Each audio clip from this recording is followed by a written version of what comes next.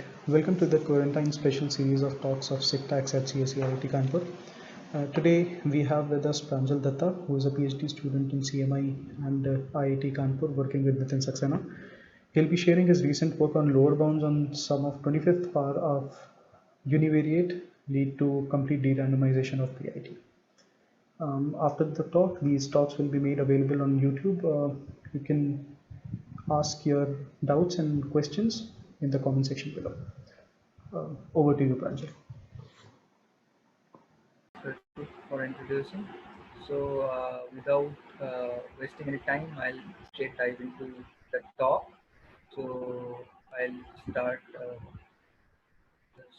share screen.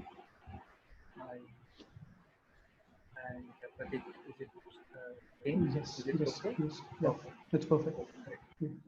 So let's start. Uh, so this is a joint work with my guy Nitin Saxena and Thomas Theodore from Naren University. So uh, So there are five sections actually. So I'll introduce the problem, which is a fairly mathematical problem, and I'll introduce one conjecture, which I call conjecture C1.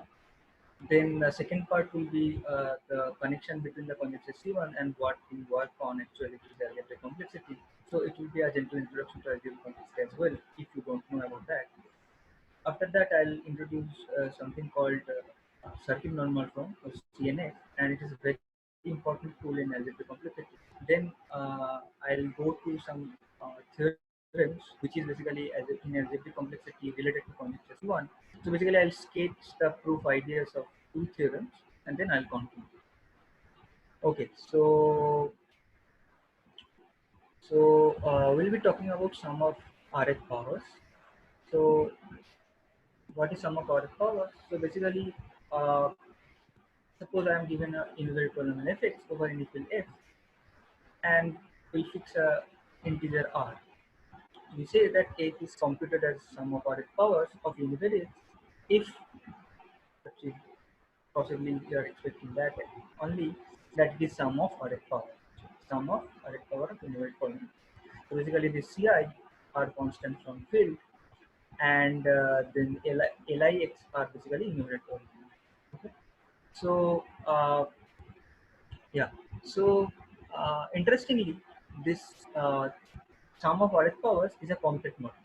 So in the sense that any polynomial f can be written as sum of Rth powers of polynomials, given the fact that f is large. Actually, you need r plus one many elements in that field to write it as.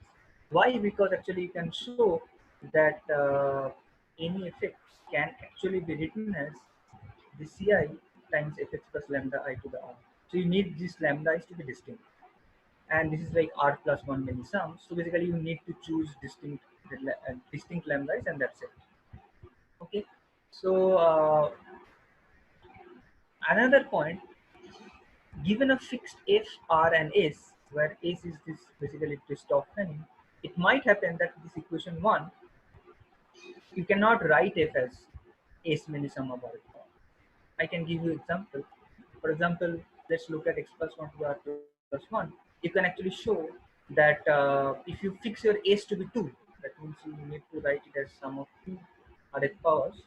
It is not possible. Okay?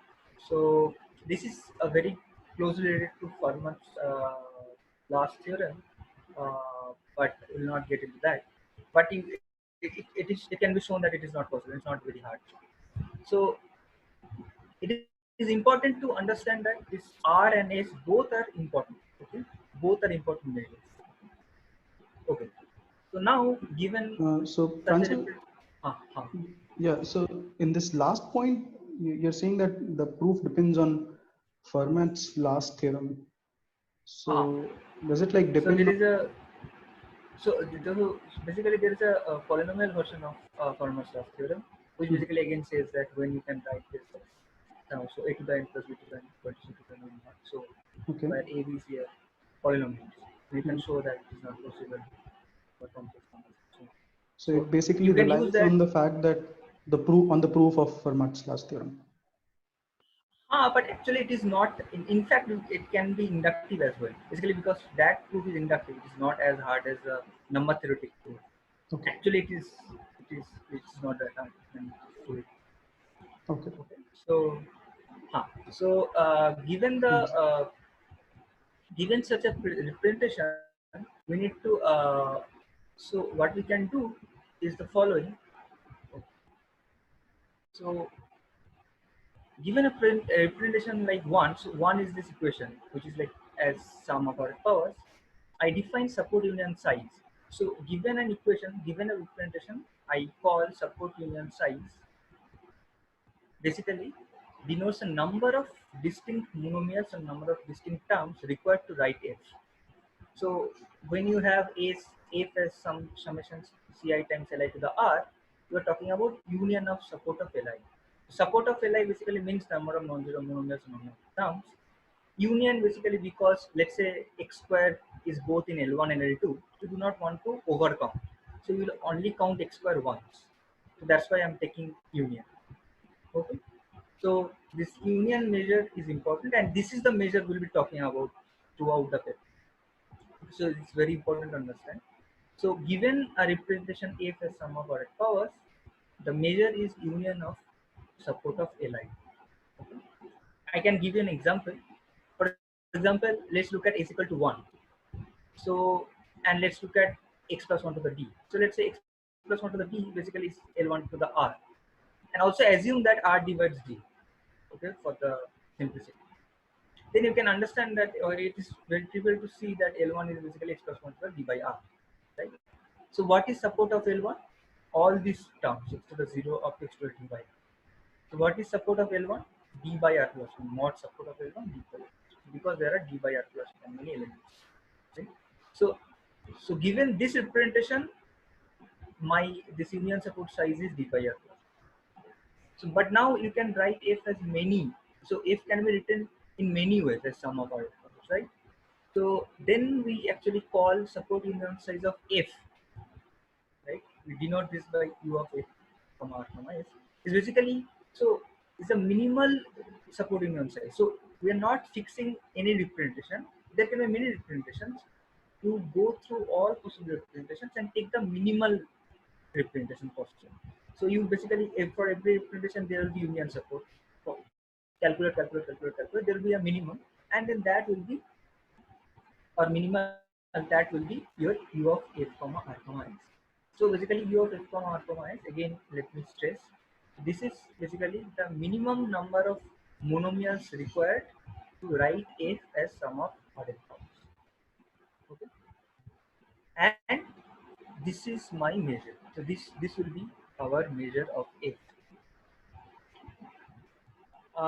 Observe that this support is basically sum multiplicative, because if you multiply basically two polynomials, then the support will be sum multiplicative, and that's how we can actually generalize to R, to the R, right? So this actually means that your U, this measure should be at least support of F to the 1 by R. Why? Because if it is less than support F to the 1 by R, you cannot even write every element of it. Why? Because if the number of terms in union support is less than support of F to the 1 by R, you know that support of L to the R can be at most support of L to the R. So it will be, the total terms will be actually less than support of. So you cannot even cover support the whole F. That's why this is a trivial lower bound on U of F. So for a fixed R, and also remember that it does not depend on S. At least this lower bound does not depend on S. So the trivial lower bound we can get is basically supported to the 1 by R. But this is a lower bound. This is a trivial lower bound. Let's look at some examples how this U measure works, or how the U measure behaves. Okay? So throughout the talk, we'll fix this polynomial F, which is like FD. So I'll call it FD, which is a very simple-minded polynomial. It is nothing but x plus 1 to the d. Okay? And my field will be Q, though You can talk about finite fields or any other field, but mostly for the simplicity, let's fix my field to Q, which is rational number. So let's look at how does U of f fd comma r comma dot. So I have given dot because this basically this should be s, but I am not fixing s. Okay? So I have fixed fd, I have fixed r, and let's vary this r. Sorry, let's vary this s, and let's see how this measure behaves or what we know about this measure. Okay. So if s is 1, then I already saw that this if it is 1, then it should be like L1 should be expressed to the d by r. That will give d by r plus 1. The trivial thing that we already discussed in the previous slide. That if s is 1, then it is just expressed to the d by r L1, and that's why the support is d by r plus 1. Now if you make s to be 2, then you can actually show that u of fd comma r comma 2 is actually greater than equal to d by r plus 1. I'll not get into the details of the proof, but these things are important to understand how u behaves. Okay. So s is 1, s is 2. Okay. Now let's increase the s a little bit higher. Okay. Let's talk about s to be r plus 1. Okay. Then you can actually show that this if it is s equal to r plus 1, then this is up, so a good upper bound d by r plus r. And the point is that interestingly, we do not actually know whether this can be improved, like d by r plus 1 for any r plus 1. We do not know any such better representations or better bounds on d by r. Okay, but again, you can say that this is very small. Okay? So now you can increase your s, and we really do not know how UF behaves, this measure behaves when S is less than D, but you can show something which is very interesting. You can show that if S is pretty high means it's like R times D plus 1, not even D plus 1. It's important. So R times D plus 1, then you can actually show that this is very small, like D to the 1 by R. Okay, so there is a huge gap. You can already see that when for small values of s, this was like around d by r, where is if it's s is large, then it is d to the 1 by r. Okay, and interestingly, you do not know anything in between. So if you can even ask that what happens if s is d plus 1, let's say, or s is d. We don't really know. We do not really know anything better than this d by r plus 1 upper one. So if S is that large, then you know that d to the 1 by r, which basically means that for large S, this is d to the 1 by r. This is theta d to the 1 by r. Why? Because we already argued that you need at least d to the 1 by r to cover whole S. Right? You remember that the lower bound was support h to the 1 by r. And the support of fd is d or d plus 1. Basically, you need d to the 1 by r. So there is upper bound and there is also lower bound. That basically means that if S is large, then you know that this is d to the 1 by r, which basically resolves. But if it is less, you do not know. Even if it is less than equal to d, you do not know how it behaves for this particular polynomial family fd. So, looking at this examples, we conjecture something which is called support union conjecture. So, for technical reasons, we will only talk about these d's. Okay, IR. So this is like r minus 1, r square minus 1, r cube minus 1, and so on. So we can talk about other domains as well, but we'll see very soon why we talk about this IR. Okay? There is an important point why we restrict our this measure to IR. So let's restrict this D to this domain IR, and we conjecture the or probably could conjecture the following. Okay, as I said that I know that uh, basically you can talk about this. Let's take S. Okay, so we so basically you can replace this S by d to the delta 1. Okay, uh, okay, let's so you can replace this S by d to the delta 1.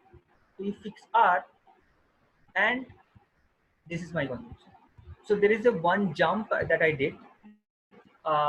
you can fix this to be d to the delta 1. There is a delta 1 missing here. Sorry for the title. So so this delta 1 should be less than or equal to 1. So first we can actually conjecture the following, that if dr d to the delta 1 is greater than or equal to d by r. Remember we saw that it should be around d by r. So let's say this is d by r. Then we can actually enthusiastic and we can say that, well, I do not need to prove d by r. Maybe I can prove d by r to the delta 2 for delta 2 greater than or equal to 1. Okay? So this delta 2 should be greater than or equal to 1. So remember, so I have done two things. I have eased, or I have, let's say, weakened this S. I do not need to prove for D. Let's say I can prove this for D to the zero point 0.5 or D to the zero point 0.05, okay? Something like that. And also I do not need to prove D by R. Let's say I can prove D by R to the 100, or let's say I can prove D to the R by D by R to the 200. That should also be fine. So I have uh, weakened the conjecture in two ways: by decreasing the value of S, and again by also demanding that you can prove a less thing. I do not need d by r. You can also prove d by r to the delta. Is it clear, the conjecture statement, that I want my fd, which is the express onto the d, I have fixed r. This was my top and S. So basically, I am saying that if you write fd, so what does this conjecture say? This conjecture says that if I want to write fd, which is expressed onto the d, as sum of rth powers, how many sum of rth powers? D to the delta 1. Okay, you can fix any delta 1, very small, 0.001, whatever. You choose your favorite function. Let's say I can prove that d to the delta 1 many sum of rth powers. If you write that fd as that, then the number of terms required is d by r to the delta 2. Again, you can fix your favorite delta 2. Pick your favorite delta 2, which is less than equal to 1, and you show that. So basically you claim that this is a conjecture, so this should be true. Okay? And the point is that I do not want, this is another point, I do not want this d to for every d, although we probably expect that this should be true for every d, but let's not try to prove that for every d. Let's just try to prove this for this ir, which is like r minus 1, r square minus 1, r cube minus 1. So let's say I want to prove this conjecture for d equal to r minus 1, d equal to r square minus 1, d equal to r cube minus 1. So is this true? So we conjecture that it is true. Okay. And so there is no, well, So, you Pranjal, can, this demand of D being large enough, is it like based on the example which you shared in the previous slide? Like for large D, you are getting these. no, Um, that was for large S, not large D. So sorry. you were Oh, fixing right. it, Okay. Sorry. right? Okay, you were fixing, but this d to the delta 1 actually comes from No, that. but You if know that your is, if your D is if your large enough, S then is your less, apparently your S is also very large, right? I mean, but you can actually, of course, but you that's want this basically because you want to prove hard. So you want to prove, basically we are trying to study algebraic complexity. It's a polynomial family, right? So you cannot just, so you have to talk about many, for many d's, infinitely many d's. You need to talk about some polynomial family. So that's why. So you need many d's. Right? For example, when you talk about BB you want you want to prove some hard polynomial. You want to prove that it is hard for a polynomial family, right? Because there is something going on, some d or some n is going on. So that's it. Similarly, that. So you can actually say that for all a large enough d is true. You can also conjecture that. But there is a reason which I'll just discuss now, why I we restrict this d to be in IR, which is a very specific, but that is very technical. So the point is that the conjecture basically demands that if I want to write FD as not large number of powers, so I cannot say that d square or d cube many sum of powers. Then I don't know how it is behaves. But I can say that, okay, how what about root d many sum of powers? What about d to the 1/4 many sum of powers? Then we are claiming that it should be actually the number of distinct monomers should be large. You cannot write such representation with very small amount of terms or number of numbers. Okay? And this actually came also in our mind because we actually, if you remember, let me go back to this. If you go back to this, you say that you see large, right? Something times d plus 1. So at least it should be greater than d plus 1. This fails if it is less than d plus 1. So you can now talk about, okay, fine, let's talk about less than d, but how less than d? Okay, you can talk about root d, d to the 1 by 3, d to the 1 by 4, and so on. And then this example does not apply, right?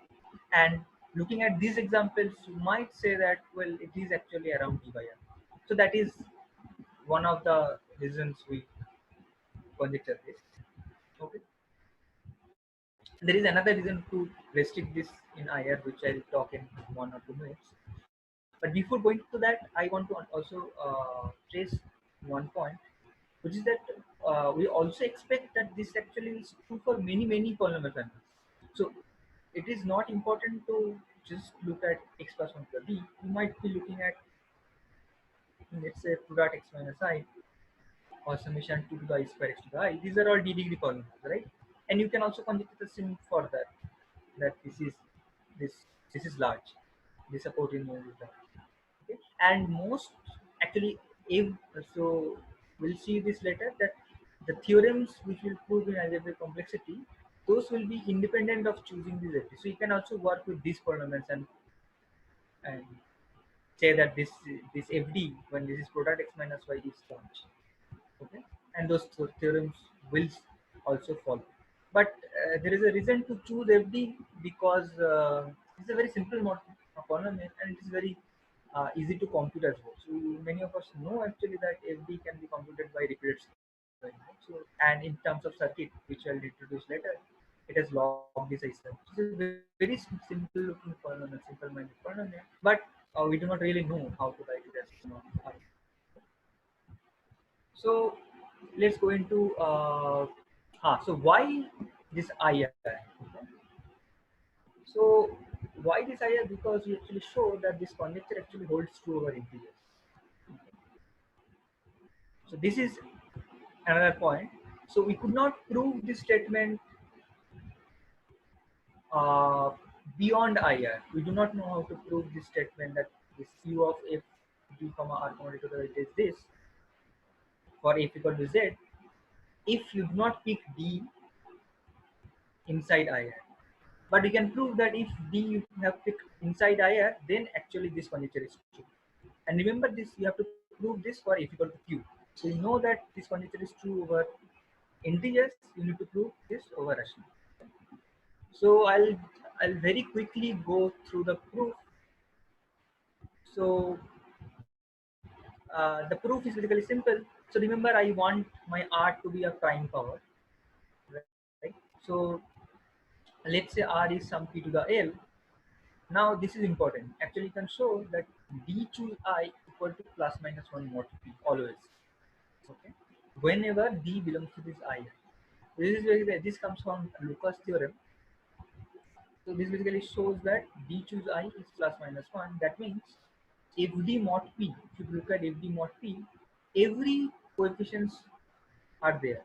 Nothing has vanished. So that means the support actually is intact. So there are d plus 1 many times still after you have taken mod p. Okay. Now this is another observation. With this first point, which is Li x to the r equal to, this is basically a Frobenius map. This is like a Frobenius map. Basically, this is r equal to p to the l. So Li to the Li x to the p to the l is nothing but Li to the x to the p to the l mod. Right? And this is again a simple observation that the support of union support of Li and union support of Li to the x to the r remains same. Basically, because this is like in every term you have replaced x by x to the r, so nothing changes because nothing can actually get cancelled. If it initially it was x, it will be x to the r. If it was x square, it will be x to the 2r.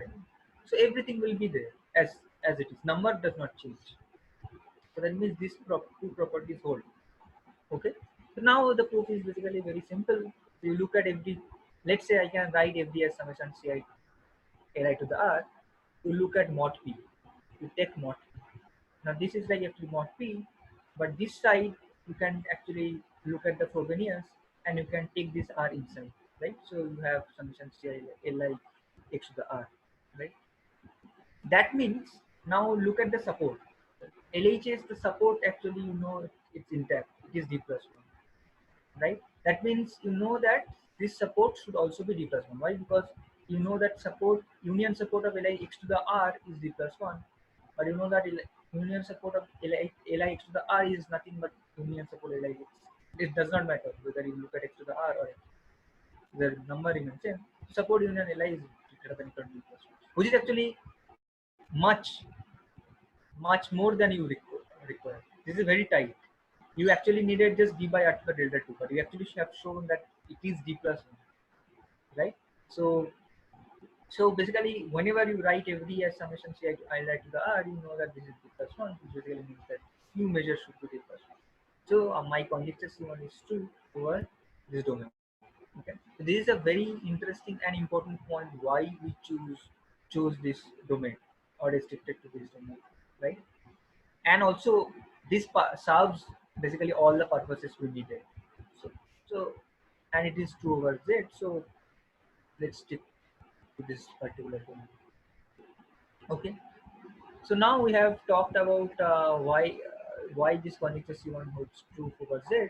And again, remember this, we want to actually prove that this conjecture is true over q, or that is our conjecture, specifically that is our conjecture, right? Now when I have Also, already discussed. Pranjal, there is one clarification that I think would be important. So you choose R to be a prime power, right? I mean, Right, right, right. that is also specifically because this proof. Also, this is basically because of this proof that I want to have this because sort of theorem which I can only do because if my P is a prime, otherwise I don't know how to do it. So for general P, I don't know. And Right. again, this serves the purpose of algebraic complexity. So we saw that okay, we can sort of restrict my domain from every natural number to this specific domain. Also from any R to prime power R. And still this serves the purpose of algebraic complexity. So let's just very be specific about this. Let's not just get into okay, let's talk about every R or every domain. Let's not get into it. And because this proof is very highly specialized because of this prime power. So yeah. So basically, this was one of the motivation why we looked into this, because this is true over Z. So this might actually be true over Q, right? So we have already proved that this conjecture C1 is true over Z, which is integer ring. Now let's get into algebraic complexity because that is our motivation why we are doing this, right? We need to clarify why we actually require this conjugation, why we landed up on this particular conjugation. Because remember, till now there is nothing from theoretical complexity, nothing from algebraic complexity, nothing. Just a straightforward mathematical formulation. So before going to that, in algebraic complexity, let's get into some very introduction. This is like the model of computation and so on. So we compute. So this the model of computation is a circuit of the algebraic circuit. This is basically like this. So there are these leaf nodes or a fill element, and there are these class gates or pull gates, and ultimately it computes accordingly, okay, which is in this case a three-way problem, right? And this is a directed tree. Uh, so remember, we'll also whenever we use this multivariate thing, we'll call this x bar just to avoid notational problem because there is already a univariate case. So we'll just call it fx bar for multivariate. And if so, I'll clarify what the number of variables mostly, or if it's not clear, let me ask. I mean, I'll please ask me. Otherwise, most of the time it will be clear the number of variables. So there are two things. One is one measure is size, which is basically number of nodes plus number of edges. Basically, the graph size. The size of the circuit is basically the graph size, or the size of nodes plus number of edges. And also, this is the depth. This is the depth first circuit, depth 3 circuit, 1, 2, 3. So uh, there are depth for circuits, various depth of circuits, but we'll not get into this depth business because we won't require this. But anyway, uh, so this is the introduction to elementary circuits. Now there are two important problems in algebraic complexity. I'll uh, go through one by one. So the first question is basically a very famous question called, which is basically known as variance hypothesis, which basically demands that this permanent, this symbolic permanent polynomial actually requires super polynomial size circuit. Okay. This is also known as VP versus B input. So basically prove VP not VP, which is sort of algebraic analog of P input, not equal to input. Right? So let me get into what is VP and what is VNP because we'll be discussing a lot about VP and VNP. So it's important to clarify the definitions. So what is VP? VP is basically a polynomial family, right? It's a polynomial family. So we say that a polynomial family is in VP if couple of things happen. The degree of fn should be polynomial in n, and also the circuit size should be polynomial. Okay.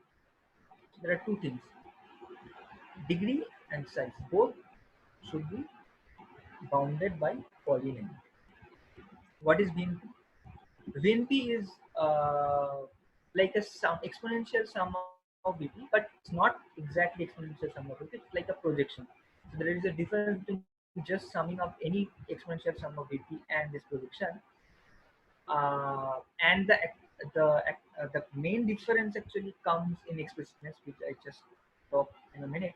So this is what, so Fn is like a summation of g and x bar comma w is like a projection. So you evaluate every w from Tn again is a polynomial in n.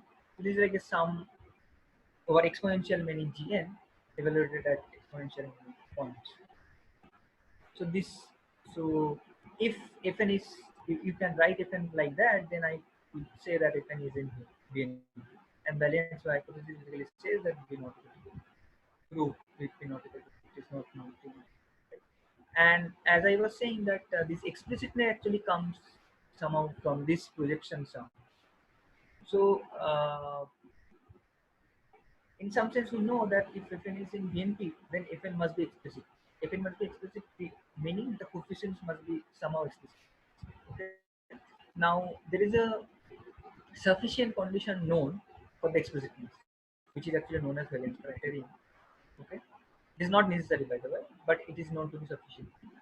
So it is basically this, that if you can write Fn as uh, this sum of x to the e phi e, the coefficients are basically phi e, and suppose this phi e's are can be are basically in P polynomial computable functions, then you can actually show that this Fn is in Vn. Okay. This was actually the earliest version which Valen proved, and then it was improved actually to P slash poly. So even if it is in non-uniform classes like P slash poly, still the this holds basically. So if you can compute these coefficients in P slash poly, then Fn is in P. In fact, the version we use in this paper is actually a little bit more general than this. So remember, phi is the domain is because 0 1 start to end, 0 1 string. Instead of 0 1, you can actually talk about 0 to c, where c is a constant. Okay. So basically, phi can take, let's say, phi of 2, or some phi of 2 comma, it's a tuple, so phi of 2 comma 3 comma blah blah. C is a constant. So not just 0 1, you can take some constant and still prove this theorem. This is the proof basically remains same, but this is an important modification which we require. So this is a sufficient explicitness. Okay. So this is one problem, which is VP versus VNP. The other problem is PIT, which is polynomial identity testing. What is polynomial identity testing? Given a circuit C, you want to basically test whether its computes a zero polynomial. Remember, circuit is given syntactically, so you do not know whether some non-trivial cancellations are happening or not, unless until you expand this, which you probably cannot, because it will take exponential time. So you want to test with or check efficiently whether this the given circuit computes 0 or not. And the question we are mostly interested in is black box PID, which is basically that uh, the circuit, you do not exactly know where are the plus gates or multiplication gates, how are the wiring goes on and so on.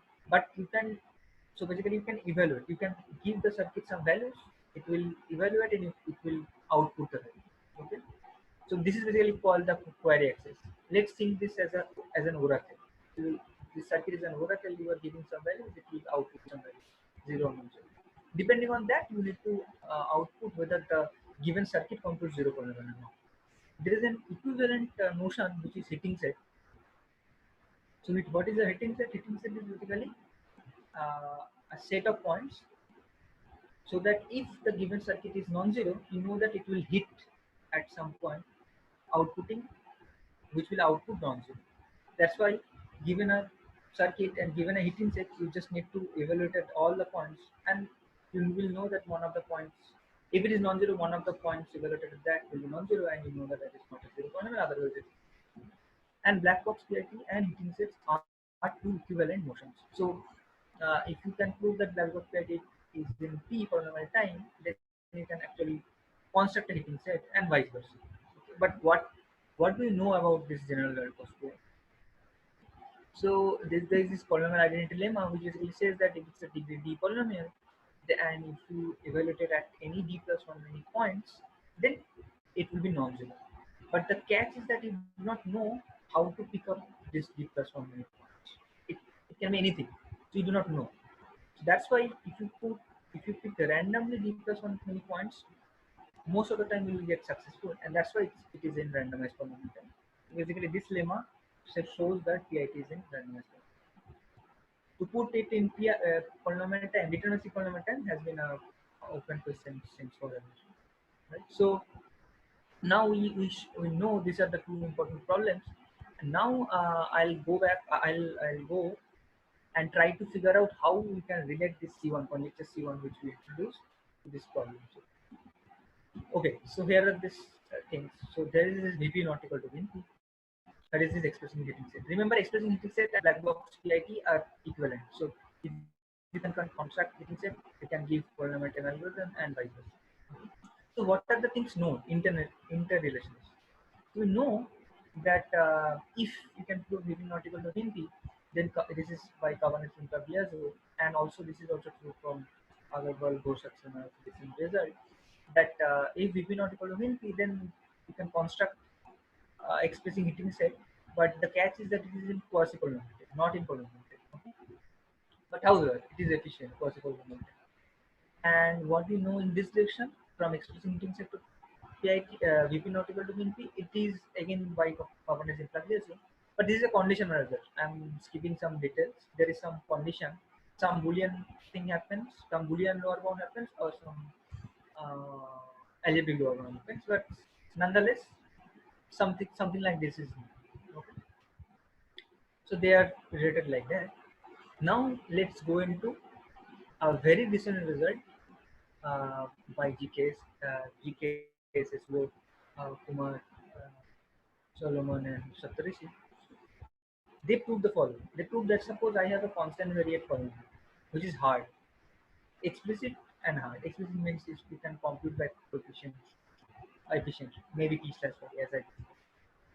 And this is a constant variate, let's say 4 variate, 5 variate, but their requirement was that you need to have the number of variables greater than 24. But anyway, let's say you can prove that there is a 4 variate polynomial hard polynomial family which is explicit, and you have proved the hardness, right? Then using that hard polynomial, you can actually show this expressing fitting set in polynomial. Basically, if you can show that there is a constant variate explicit hard polynomial, that will actually solve PIT. You will solve PIT. Good. Now there was another problem known in the univariate setting. So I'm now just talking about univariate setting and what was known, because my conjecture C1 is basically about this univariate polynomials, right? So you need to understand what it has been known and what are we doing new, right? So this is one univariate polynomial which is related like this. The second problem is this. Suppose you can write f as sum of powers. Qi are again univariate polynomials, and ei's. This ei is at omega 1, which basically means that it's a growing function, slowly growing function. I mean, even if log d or whatever, d is the degree of the let's say.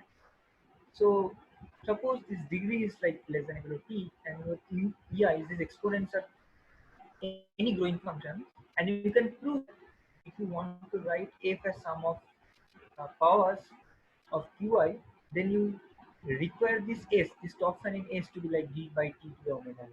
Let's say you can prove this, okay? Then you can actually show that Vp not equal to n.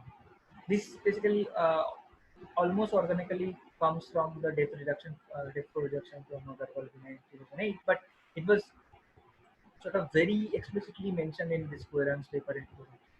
So this univariate polynomial, this top and in lower one, will also imply univariate. So this is the regime, or this is all we knew about univariate polynomial to VPNP or PI, right? But as you can see, this is sort of very scattered. So it's not clear how to what to go from which side to which side. This is like constant for, but you need greater than equal to 4 variate. This is something, but then you can prove if you not equal to VNP. It's not clear whether you can prove this to a specific concept, right? So now comes the conjecture theorem. Okay, and so let's say this is conjecture C1, and we require this R to be greater than 25. This is again a technical issue which uh, we'll discuss later when the proof will prove this. But let's not get into that. Let's say you have this conjecture C1 holds for some R, some constant R, the canonical equation, right? Then the first point is we show this puts PIT in P, or you can actually construct it. This is our first theorem. And for the second theorem, we will need GRH, which is generalized Riemann hypothesis. Assuming generalized Riemann hypothesis, we can also prove that we will not be able to. So that means basically we sort of unify the two problems into one, and we show that well, you do prove this for univariate polynomial, single conjecture, and you prove the point. So that's how the unification has uh, come. And so this part is the past part. This is the present part of our work. Okay. So I'll also explicitly mention these two theorems again. So again, recall the conjecture theorem, which was what? If you can write C x plus 1 to the d as d to the delta 1 many li to the r, then you conjecture that this support should be large, d by to the delta, right? So this is like omega d. This was my conjecture. So we prove the following, that if C1 holds for an R that is equal to 25, this basically puts black box pair in P. Okay, so C1 implies black box pair in P. Remember, you need to prove this for R greater than 25 for some technicalities which we'll discuss later.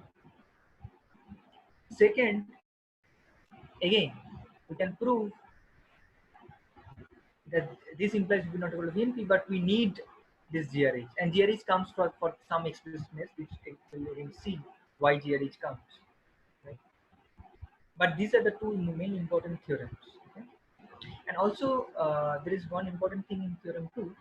So this is very reminiscent to one of the theorems already known in the non-commutative setting by Rubbs, Winterson, and Yehuda, where they basically proved that strong lower bound for sum of squares. They define sum of square problems or something, and their measure was something different, but it was basically studying sum of squares. Okay, sum of squares in the non-commutative setting. If you can prove, then basically it implies permanently is high.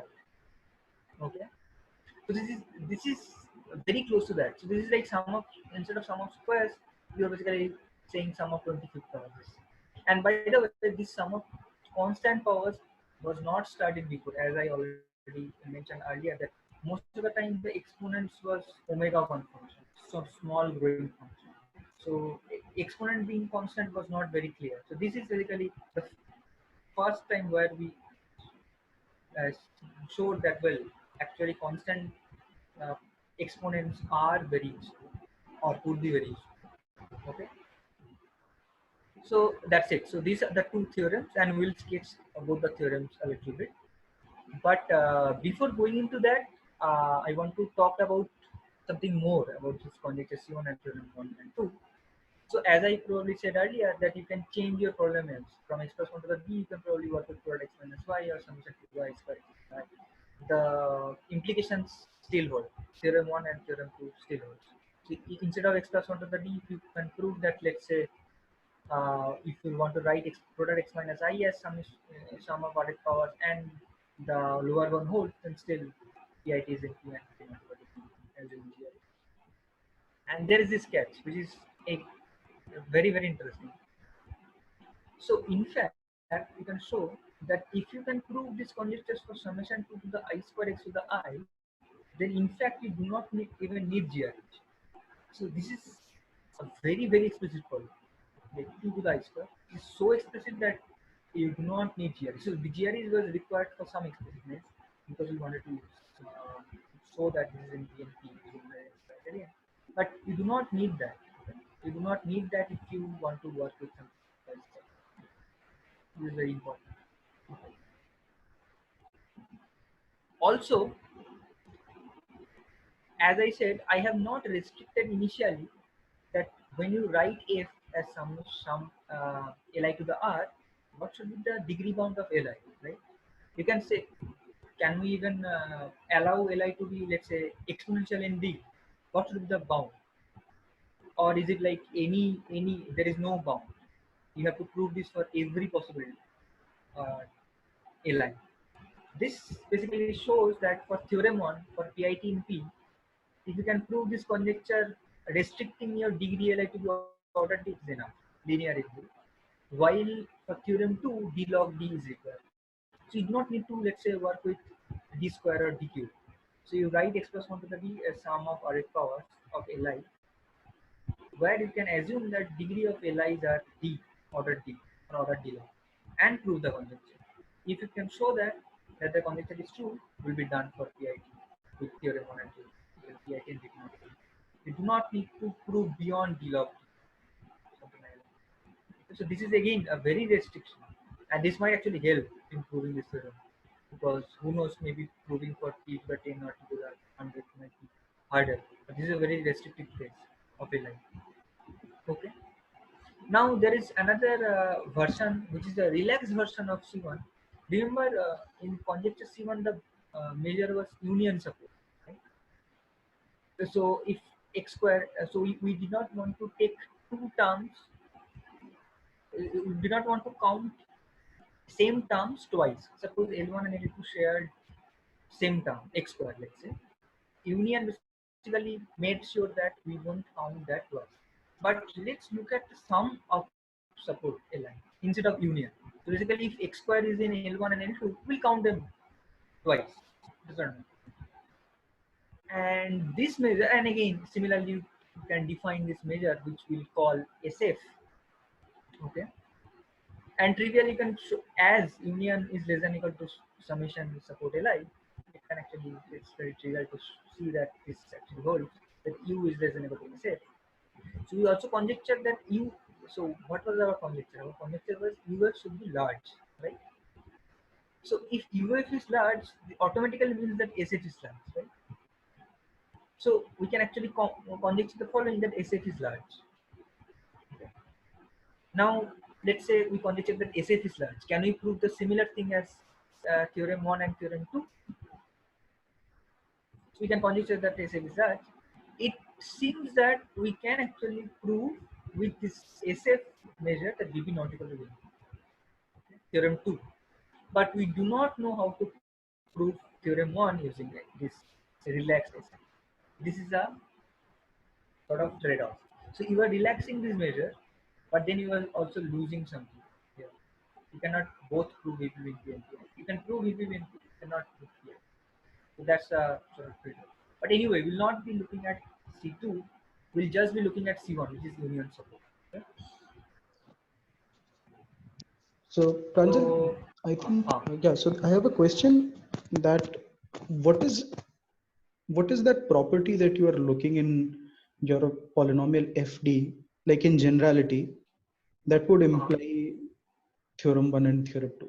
I mean, you started with the x plus 1 to the d, but you suggested that we can take two other polynomials which are still very specific. So is Right. there a specific property in general that we are looking for in this polynomial? No, so the point is that we actually expect that probably most of the polynomials, if we want to write it as sum of Rth powers, it should require many terms. So this actually we take this polynomial because this product x minus I, for example, has been a well or as a was a famous is a famous polynomial family. There has been some results known regarding this, which I do not want to get into. But so this polynomial has been studied. Okay, this polynomial again you can conjecture because this is an easy looking polynomial. You can probably look at anything. Maybe you can look at product x minus I square. Pick your own favorite polynomial and try to prove your conjecture. See what? It does not matter. But we pick x plus 1 to the t as I said, possibly because one, it is 2 over integers, two, it is very simple. It is simple minded because it has small circle. For example, product x minus I, we probably expect that this requires omega d circle because you need to multiply sort of t many times. Similarly, for this, we actually expect that this actually requires omega t. But the surprising part is that x plus 1 to the t. This is a very easy looking polynomial and which has order log of this I circle can still actually imply such hard theorems like PIT and VP not. And that is where the surprise lies, and also probably it might be easier to prove because x plus 1 to the d, see, it has repeated roots, right? Minus 1 is the repeated root. So we are looking at univariate polynomials where maybe analytic tools like complex analytic analysis and so on might be helpful. Who knows? And x plus 1 to the d has uh, simple roots minus 1. That's it. So probably that might help. We don't know that. That's why. So Might that might will always help to prove conjecture one. conjecture one. No, that's Right, that's right. not what I'm interested in. What I'm trying to ask is like to begin with, if I pick FD to be something else, like other than Right, the three polynomials which you have discussed as of now. right. Mostly, see, for PIT or for PIT, so theorem one and theorem two, all you need to make sure is that the polynomial you are picking is explicit. That's what you want, nothing else. Right. Okay. So explicitness is what you are looking for. Yeah. Because ultimately you want to use PIT. So if the coefficients are non-explicit, you cannot hope Right. to use this as a hitting set generator or as a VP not able to be, because that will not even be in VMP. Okay. So Hmm. the explicitness is important, and also it should be true that the conjecture should also be true for example, you cannot probably take x plus 1 to the d times r, right? Something like that. Some rth power already. Because probably that might help, probably that might not help. I don't know. The point is that it is not clear what to choose, what not to choose. How the measure works, how the measure does not work. We have some upper bounds, some lower bounds known. It is not clear where the measure lies. So you pick your own favorite polynomial. It, as long as it is explicit, theorem 1 and theorem 2 goes through. And you will actually see the proof. If you see the proof, you'll see that we are not even using expression of the V anywhere at all. Unless in the VP not equal to VMP, where you need the, why do you need the GRE? Because of explicitness. Except that you do not require that. So as you pointed out, explicitness, that's what we are looking for. And if the conjecture is true, we are through. You don't have to worry. Okay. So Thanks. so now we go into this CNF. Okay.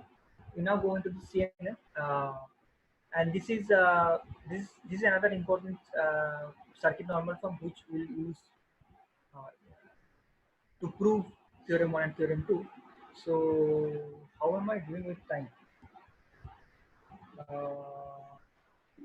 how much time is gone? Yeah, 40 minutes? I think you have like say 10 minutes, 10 Okay, so 15 minutes. I'll I'll probably go through this CNF very quickly and go into the truth. I just sketch, but anyway. So what was the CNF known? It was known that suppose you have a polynomial f, okay, which is circuit size s, invariant and the degree, then you can write this f as this product sum of product of 5 polynomials. Okay. And what is this S prime? S prime is poly SD. And what we know about this Fij, this has again circuit poly SD. And the degrees are d by 2. So you have started with d, degree d, invariant, S size. You know that it can be decomposed the sum of product of 5 polynomials, each of degree at most d by 2, each has poly size and total is poly. Now, this was actually importantly used in many depth reductions like Agabaldinak, Horan, and this depth reduction, Evans. Everyone almost use this circuit normal, and we'll also use this circuit normal. So from this CNF, we'll go to product of 25. How? It's very straightforward. Suppose I have given fx, I decompose it as product sum of product of 5, right? Where I know that each degree of f is 3 by 2.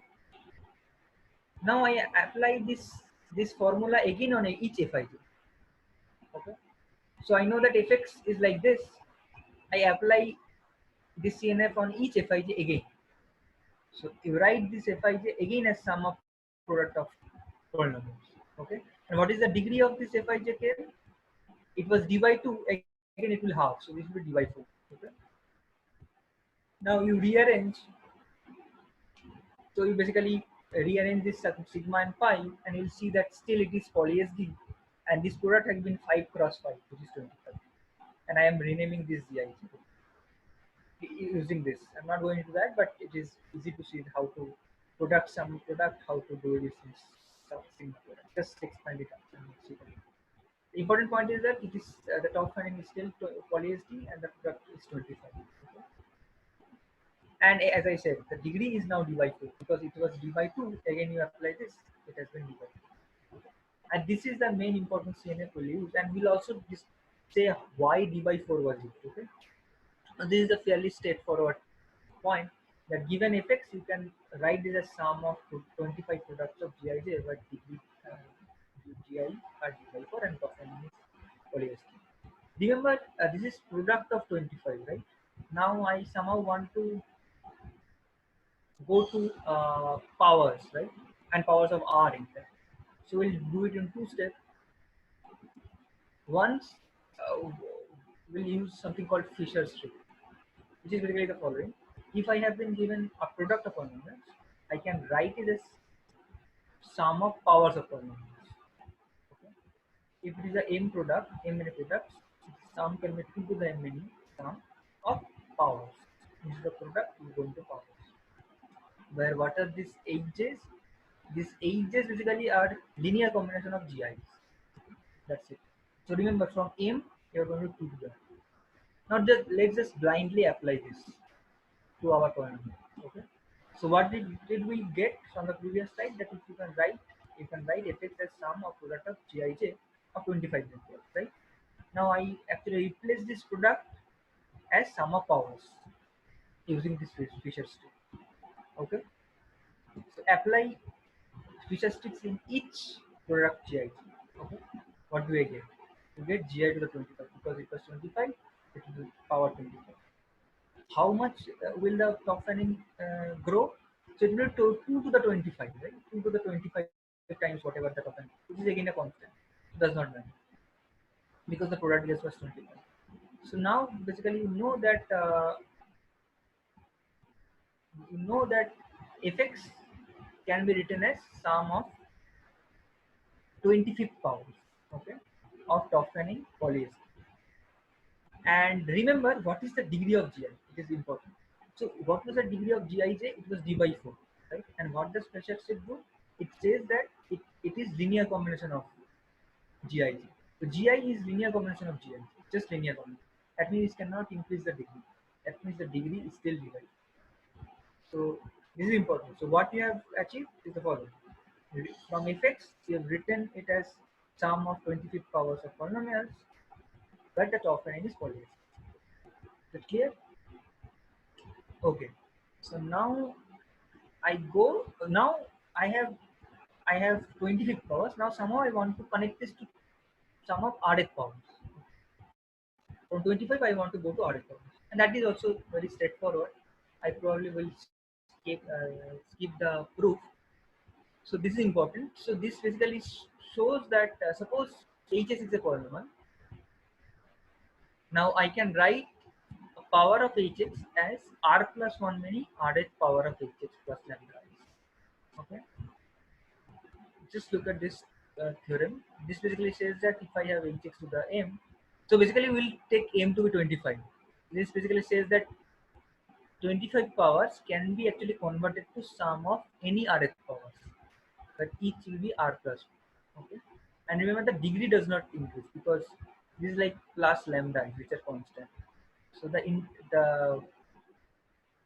intermediate polynomial degree has not increased. Okay, so I'll keep the proof. Okay, but this is important. So now remember what we have proved till now. I know that fx I can write it as some gi times gi to the 25, right? Now I apply the previous lemma to each gi to the 25.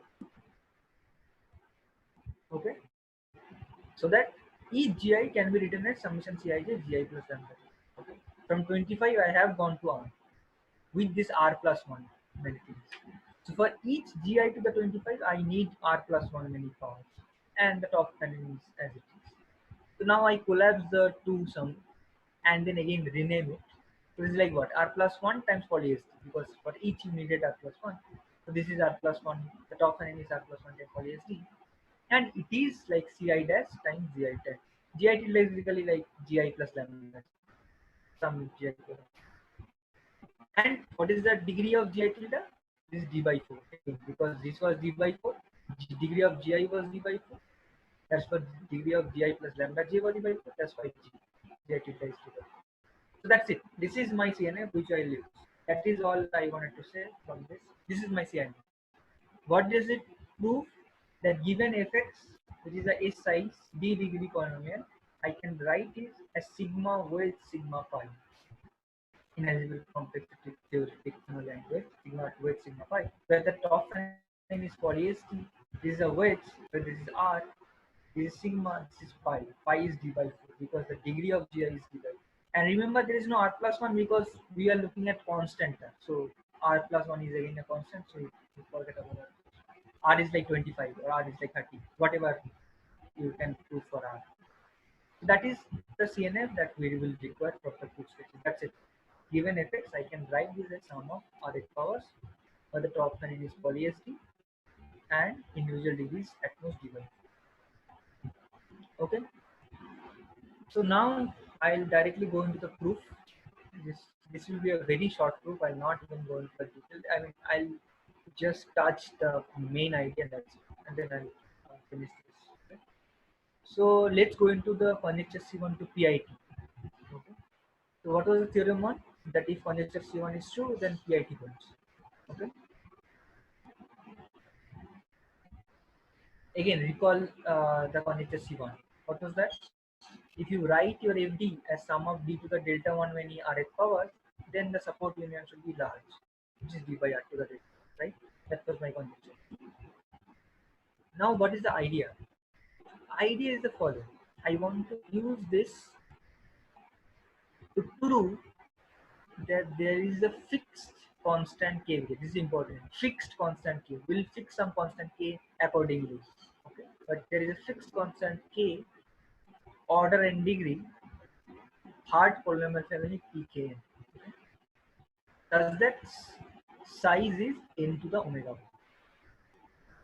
That's all I will prove, or I'll try to prove. So I'll fix my k, and my n basically goes. That's why I have written pkn. So I want to prove that this pkn is hard. So how do I prove, or what is the idea? The idea is I use this fd, this is x plus 1 to the d, to construct a k variant order and degree polynomial pkn. This d degree will be a function in n. That's why I write d of n. So I want to, from a univariate, remember fd was a univariate polynomial. from univariate polynomial I want to construct a k-variate polynomial which is a constant variable and like order n. And how does it solve our purpose or serve our purpose? Then use GKSS, which is the recent result. What they proved was if I have a polynomial, constant variate polynomial which is hard and which is explicit, then black box logic. So then this part is done. So all you need to prove is this statement that from univariate polynomial you can construct a constant variate hard polynomial. From constant variate hard polynomial, GKSS will take care. Okay. So just let's get into how to prove this thing, the idea. So how to prove this constant hard variate hard polynomial? Fix a large k. Okay. So actually remember conjecture C1 there were 2-3 parameters. There is R, there is delta 2, there is delta. If you want to want the details, then so look at this measure. Otherwise forget. Remember R, delta 1, delta 2 are constant, so it does not matter. So fix your large constant, okay, whatever you want, okay, and forget this whatever delta 2, delta 1, and so on. So fix your large scale, okay. Now you pick your D. How do you pick your D? For every n, remember I want to construct a polynomial family pkn for every n. So pick your n, okay. Let's say 1. So pk1 will be basically, so for d1 will be basically 2 to the k minus 1. Will largest d which is less than or equal to 2 to the k minus 1, and that is in my domain IR. Remember the domain IR R minus 1, R square minus 1, R cube minus 1, and so on, right? So there are infinitely many elements in IR. Pick the largest element D in that IR which is less than or equal to 2 to the k minus 1 for n equal to 1. In general for n it will be n plus 1 k minus 1. So fix n, you have fixed D because D has a bound and D is from the specific domain. Okay. So observe that D is omega n plus 1 to the k, which is not very important, but anyway. So you have picked your D. Now this is important. Now how do you get to this k variate polynomial from FD, right? Because initially you have been given x plus 1 to the k. This is an univariate polynomial. You need to go to k variate polynomial. This is like a Kronecker, but it's opposite Kronecker. What do you do is the following. So you want to compute or construct a pkn, which is a k-variate polynomial, right? Such that if you Kronecker it, if you apply Kronecker on it with individual degree n, so if the individual degree was n, you would have n plus 1 to the 0 dot n plus 1 to the k minus 1, right? So if you apply that, you will get back fdx. So that is my definition of pkn. So fix n. If you have fixed n, you have fixed d. Now what is pkn? That after Kronecker, you get back fd. So that's why I call it inverse Kronecker. So given fd, I inverse Kronecker it to get p. So that if you apply Kronecker map of pkn, you get back fd. Okay. So you define this pkn, which is like the inverse Kronecker on fd, and k is a fixed constant, right? With the property that this pkn is individual degree n. Of course, you want individual degree n, otherwise this Kronecker won't work. Right? What is the meaning of it? So let's say n was 1, this then you will put x to the 0, x to the last to the k minus 1 to get your fd. Okay. So again, let me again go, because this is very important. This is if not the main, very crucial point on this. What is the definition of pkn? You have fixed k, so forget about k. It's a large constant. So you want to define pkn for every n. So fix your n. Once you have fixed your n, fixed your d, which is less than or equal to n plus 1 to the k minus 1. Remember, you have n fixed n, you have fixed k, so this quantity is fixed. So you want d less than or equal to that quantity, which is in that IR. Okay. So then your d is fixed. When your d is fixed, your fd is fixed, because fd is like x plus 1 to the d. So this univariate polynomial is fixed. Now from that you want to construct pkn such that, which is individual degree n polynomial, that if you apply Kronecker map, you get back it. That's it. Okay. So that is my definition of pkn. Note that pkn degree is order n. Why? Because the individual degree is n and the number of variables is k. So the total degree is k times n, which is order n because k was constant. Okay. Now what the claim I did was the following, that I want to prove that size of pkn is a hard polynomial typically, which means that it is degree pkn to be omega 1. This is again d to the omega 1. I want to prove that pkn requires d to the omega 1 size factor. That's it. If I can prove, then we'll be done. Why? Because I'll show that if pkn is not hard, then C1 does not hold for infinite d, which is a contradiction. Because you assume that pkn holds, C1 holds for all large enough d in IN. So we'll show that if pkn is not hard, then the conjecture does not hold, which is a contradiction. That's why pkn should be hard. And once the pkn is hard, you use GKSS and will be done. Okay. So then it's a very straightforward proof. Just by contradiction, assume that this is not hard. That means there is a circuit size. The size is less than or equal to the 1 by mu. Mu depending on r delta 1 delta 2. We do not fix that. We'll fix that later. So size of pkn is less than or equal to the 1 by mu. Okay. Now you use the CNF.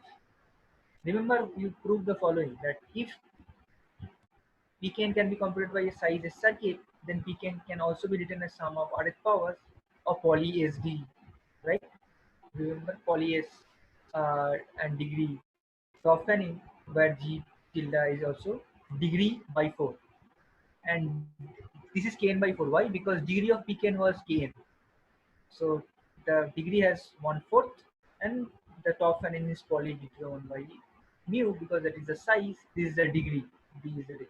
So I know that can be written as this sum of ordered powers. But remember, this is multivariate. We want to go to the univariate because C1, the conjecture C1 was for univariate. Okay. Before that, a direct counting argument shows that union support should be k plus kn by r4 choose k. Why? Because simple. Degree is kn by 4. Number of variables is k. How many terms can be there?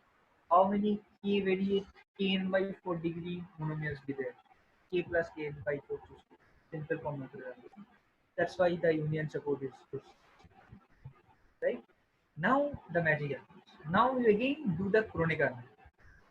Xi goes to x to the n plus 1 to the I minus 1. Right? Remember, pkn was constructed so that if you apply the Kronecker, you get back it. You apply phi, you get back phi. What do you get this side? The top end does not change. This side is phi of GIT. Okay? And the important part is phi cannot change union support or top end. Kronecker map cannot change the support. Kronecker map cannot change the top end. What does this mean? This means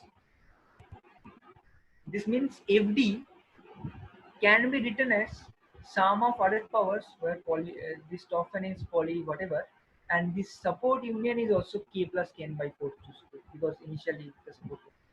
Let me rephrase. FD has sum of rth power representation with top n is not, and support union size is. What does this mean in terms of notation? U of FD comma r comma s0 less than equal to s. Because remember, s0 is the top n, s1 is the support union. Now I have to prove that S0 is less than equal to the delta 1, S1 is less than Pranjal, less than. I believe there is a lag which I can see in There the is a lag. slides. Yeah. So maybe if you can stop your screen share and maybe start it again, this should go Okay. away. Yeah. I don't know why there is a lag, but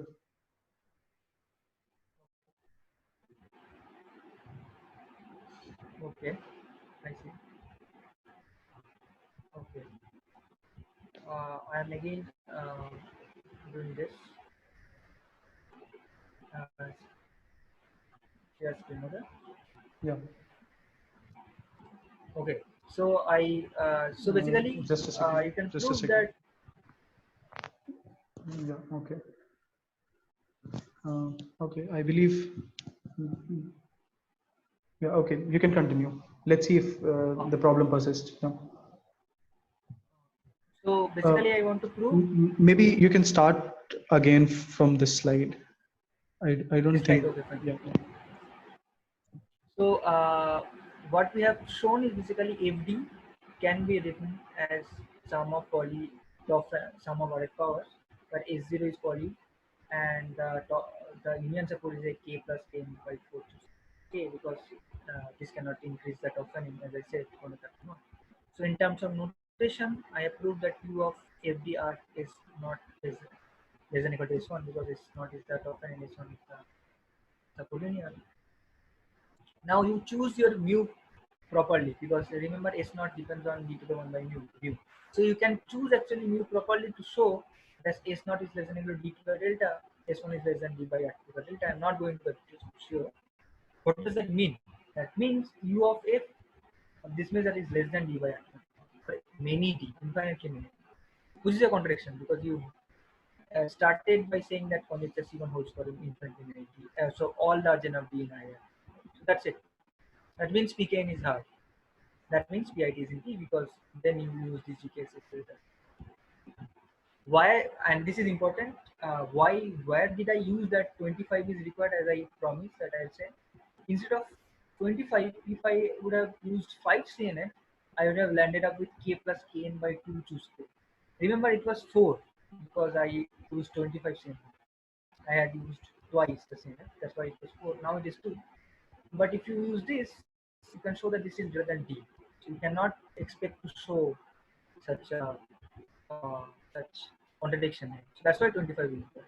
So I'll finish this proof in probably 1 minute, because the explicitness, I'll just go to the explicitness theorem 2, and I'll not go into the details of the size of the contradiction, because this is very similar to that proof. So the only differences is that there the number of variables was constant, individual degree was growing. Here the individual degree is constant, variables is growing, and almost everything remains same. So you pick D such that D has some bound and it is in IR, right? And D is basically to the omega k, which is fine. From FD, you want to construct pkn such that after omega you get that FD, which is again fine. Again, degree of pkn is order k. We show that conjecture C1 implies it is hard. We also show that assuming GR is in VP not equal to VP, it is not VP. So I'll skip the conjecture C1 implies it is not in VP, because it is almost the same proof. You start with contradiction, you go into the PKN, you assume that it has small size circuit, you apply the CNF, and again whatever, and you show that the conjecture is false. So that is the same route that the theorem one followed. The important, just the one part which is important was why GRH was important, why the explicitness, right? Where the explicitness comes. Explicitness actually comes from this. So remember, pkn was defined from x plus 1 to the d, right? So the coefficients for d choose e. Right? For x plus 1 to the d, the coefficients is d choose e. So still, Kronecker map does not change the coefficients. That's why the pkn also has the coefficient d choose e. Okay, so basically you can show that pkn can be written as this. I'm not going to do it. Now this is again a very not very non-trivial result, but you can show that this coefficient d choose e can be computable in counting hierarchy. There's something called counting hierarchy in Boolean complexity. Now here is the magic.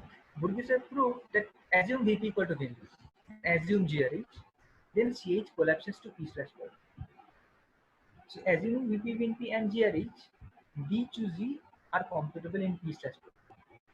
Okay. Now invoke variance criterion. Remember, variance criterion said that if positions are in P slash poly, then it is in VN. The polynomial variance criterion. That's it. So use variance criterion to prove that it is in VNP. You have also assumed VP equal to VNP. So that's why VNK is in V. So assuming GRH and VP equal to VNP, you have proved that this is in VP. Okay. I am skipping this the same proof. Almost you can also similarly see that this this thing was same. Basically, uh, ultimately we prove similarly, almost in similar fashion, that pkn is exponentially hard. It cannot be in vp. So then both of them cannot hold true. It is in vp and it cannot be in vp. So then if you assume conjecture 1, conjecture c1, and assume grh, then it must be the case that it is not in vp. That means vp not in vp. That's it. And again the 25 requirement is there. Yeah, so that's it. So now I'll conclude. So to conclude, you can ask the following questions: that why r equal to 25? So do we know anything about lesser values of r? Maybe that is easy. It turns out that it is not. It turns out that even probably the first non-trivial thing where you can start, which is r equal to 2, actually implies matrix rigidity. This is a pseudo-random property of matrix. It's a very well-known problem. So even if you want to can prove r equal to 2, we prove matrix rigidity. So that's why this problem is not, even if it is an easy looking problem, it is not that easy to prove for even r equal to 2. So then we can actually say that whatever constant sum of instead of d to the delta 1 or whatever, can we show the result for constant many r? Second, can we prove this conjecture over q, rational numbers, that it is true over random f, or random over complex number for random? So even can you give a heuristic that why this conjecture c1 should be true? We do not really have a heuristic, good enough heuristic. Now the question is, can you also improve the 25? It seems that this exponent 25 organically comes from the CNF, which was used in VSBR, depth reaction, or you can find in many places. Can we improve this? So our actually this very recent result, we actually showed that it can be improved from 25 to 4. This is a new circuit normal formula. We realize that is true, and that's how we can prove this. Okay. So the question is now, can we even bring down this 4 to 3 or maybe even 2? We don't know that. Also remember that we realize that DRH is used, right, for this expressive of expression. Can we remove this DRH for expression?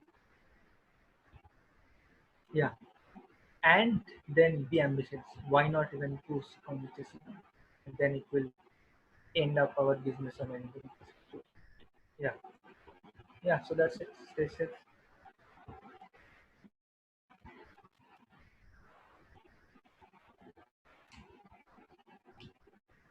I can't hear you. Thank you, Pranjal. That was definitely a very wonderful talk. Apologies to our viewers. There was definitely a very 10-20 second, good 10-20 second lag in the slides. But the slides will be available to everyone in the description as well as on this website. Link to the website will also be available in the description. And it seems we are done. If you have any questions, please post your question in the comment section below. And Pranjal, I hope will be happy to answer them all. Yeah, I'll be happy to answer that. Just comment it, and whenever it's possible, I'll answer. Yeah, great. As soon as possible. I'll keep checking. All right. Thank you then. Okay, bye.